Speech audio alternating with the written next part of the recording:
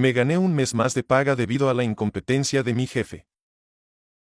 Esta historia es de junio del 2012. Daré detalles generales para mantener el anonimato. Esto ocurrió en Australia, donde tenemos leyes muy rigurosas sobre el empleo, los despidos, maternidad, etc. Empecé a trabajar en esta empresa en particular en marzo del 2011 y me contrataron de inmediato cuando demostré mi conocimiento en el producto con el que trabajaría. Tenía un contrato muy específico. Había una fecha límite que se tenía que cumplir y pasé 7 días muy duros casi sin dormir, pero al final logré hacer un trabajo decente en el primero de muchos productos. 2 meses después de que empecé, mi jefe directo se fue y no fue reemplazado adecuadamente, pero un consultor tomó sus responsabilidades. También debo agregar que la mayoría del trabajo era en Australia, aunque había un pequeño equipo que trabajaba en el Reino Unido donde también estaba el CEO. Sin embargo, el 80% de los productos salían de nuestra oficina. Para el tercer cuatrimestre del 2011, el contrato del CEO terminó y no fue renovado, así que empezaron a buscar un nuevo CEO que terminó trabajando también en el Reino Unido. Luego de un 2011 muy ocupado,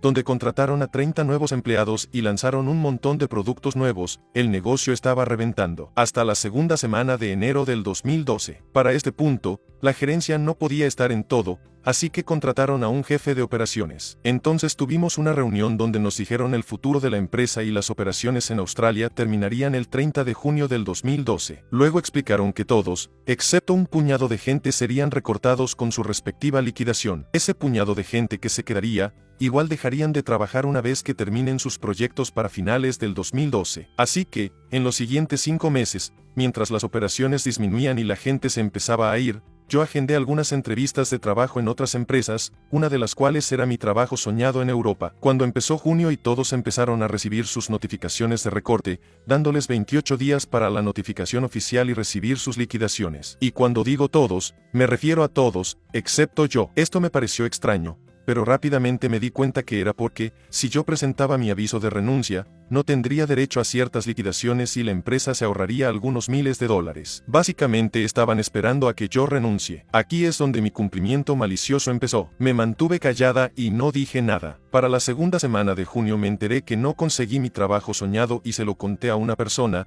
asegurándome que no le cuente a nadie más. Para la última semana de junio, solo quedaban 7 empleados, yo incluida. Todos, excepto yo, habían juntado sus cosas de sus escritorios y solo iban a la oficina para hacer acto de presencia y ser sociales. Para el penúltimo día, antes de que cesen las labores, me topé con el jefe de operaciones y me dijo, de seguro estás triste de que mañana es el último día de trabajo, pero yo le respondí, ¿lo es? Me di cuenta que todo estaba más tranquilo, pero no me había dado cuenta que es mi último día. Entonces él echó un vistazo a mi escritorio y vio que todo seguía en su lugar. Puso la mirada más confundida que he visto y respondió, sí, es el último día de todos. ¿Por qué no sería el tuyo? Y yo le dije que porque aún no recibía mi carta de notificación. Para ese punto pude notar cómo la expresión en su cara cambió de confusión a un ya que ellos tenían la esperanza de que yo encontraría un trabajo diferente y presentaría mi renuncia, y con todo el trabajo que tenían, todos en la gerencia olvidaron enviarme una notificación oficial sobre mi recorte. Para este punto, él se dio cuenta de esto y me dijo que vaya a verlo a su oficina en 30 minutos. Cuando llegué,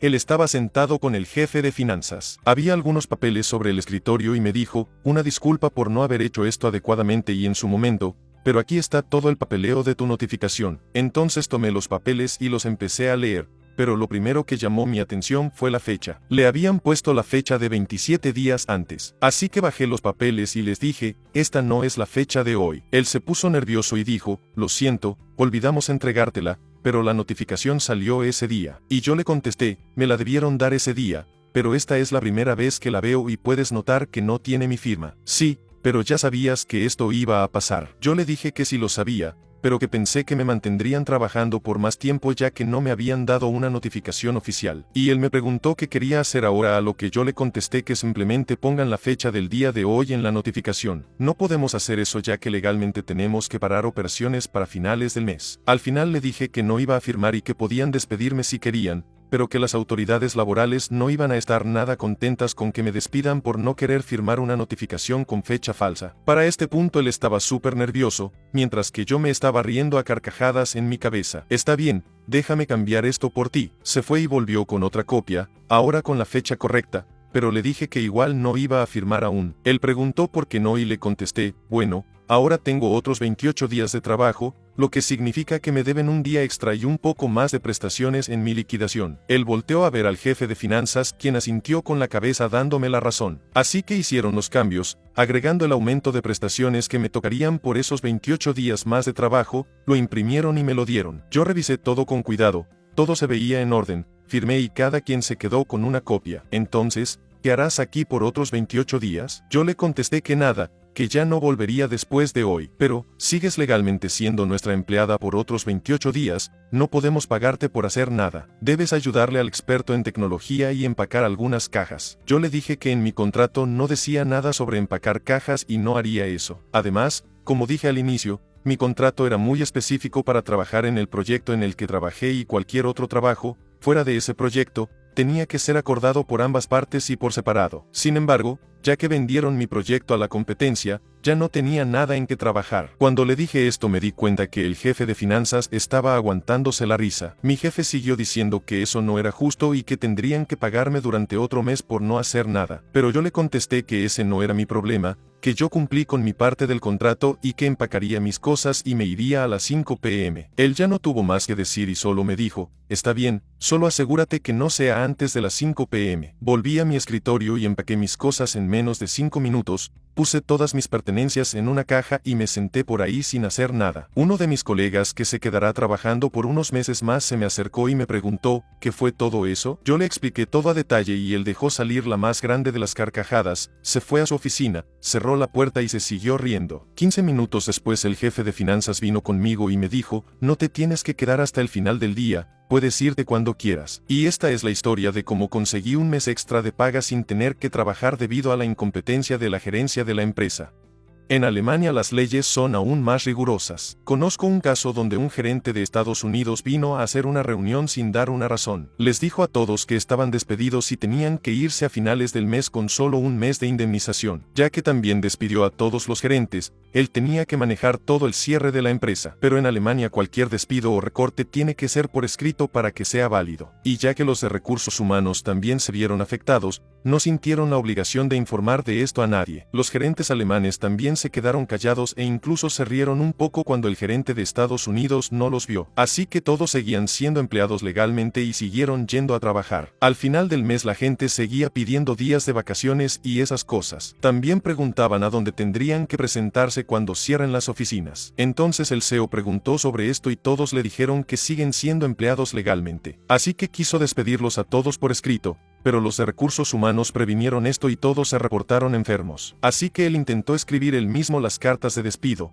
pero al no saber las leyes alemanas, hizo un desastre. A la siguiente semana recibió demandas de todos y cada uno de los empleados, incluyendo los de recursos humanos y todas del mismo abogado. Aparte, como también los chicos del departamento legal estaban demandándolo, todos reclamaron conflictos de interés y se negaron a ayudarlo. El CEO tuvo que llamar a un abogado externo y fue él quien le dijo lo que estaba. Al correr a todos tan ilegalmente, todos y cada uno de los jueces revisaron todo a detalle y sus posibilidades de que algún despido subsista eran prácticamente cero. Al final los despidos se retrasaron 6 meses y todos recibieron 2 meses de sueldo como indemnización por cada año de antigüedad. Algunos recibieron hasta 2 años de paga debido a esto.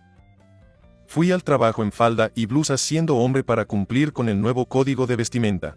Esto pasó hace 6 años. Los jefes eran usualmente geniales y accesibles. Sin embargo, alguna Karen entró al departamento de recursos humanos e insistió en cambiar la cultura de la empresa para cumplir con sus exigencias. Ella impuso unas reglas de vestimenta y, en vez de poder ir con ropa cómoda, de repente teníamos que ir vestidos formalmente. Fue tan específica como para describir el material del que tenía que estar hecha la ropa que usáramos. Ella intentó correr a casi todos por no obedecer esa regla antes de que un gerente le dijo que se calme, porque no solo no había publicado las nuevas reglas de vestimenta, sino que aún no eran aprobadas por la gerencia. Pero la Karen de recursos humanos presionó y se las arregló para que aprobaran esas nuevas reglas en un par de días. Yo estaba leyendo su nuevo código de vestimenta, tratando de encontrar algo que la haga arrepentirse de haberlo impuesto. Entonces me di cuenta que el código decía, la ropa que se utilice para venir a trabajar tiene que ser hecha de lana exclusivamente a menos que haya una excepción específica. La ropa permitida son trajes, camisas formales, corbatas de un solo color, zapatos de cuero, faldas y blusas. Si se va a utilizar una falda o blusa,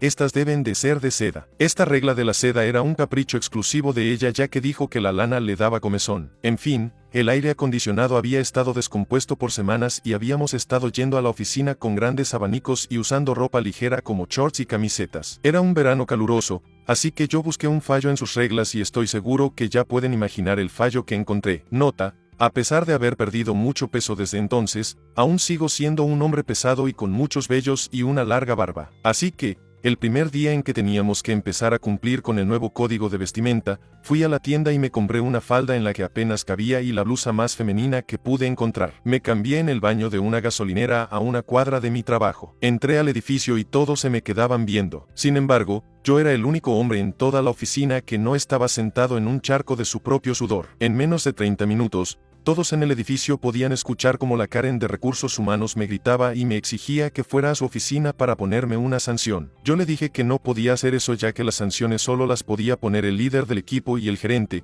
no los de Recursos Humanos. Luego ella les gritó a ambos para que me obliguen a ir a su oficina. Ambos me vieron con incredulidad, pero yo les dije: por favor, envíenme a su oficina con aire acondicionado. Por cierto, no había mencionado que ella tenía la única oficina con aire acondicionado en todo el edificio. Así que los cuatro entramos a su oficina, mientras yo sonreía de oreja a oreja. Yo y muchos otros compañeros nos estábamos riendo de este hombre grande, peludo y con una enorme barba, vestido con una falda de seda y una blusa mientras pasaba al lado de ellos. Así que entré a la oficina y me senté. Ella me dijo que me iban a despedir por insubordinación y por romper el código de vestimenta, pero yo me reí en su cara y le dije que los despidos solo podían hacerse con la aprobación del líder de equipo, el gerente y los de Recursos Humanos, y que, a menos que ellos estuvieran de acuerdo, me estaba mintiendo y que mejor se callara. Para este punto ella estaba gritando a todo pulmón y dijo que la forma en la fui vestido era hacia las mujeres de la oficina. Entonces le dije: ¿me puede señalar en el código de vestimenta donde dice que solo las mujeres tienen permitido usar faldas y blusas? Tan pronto como dije eso,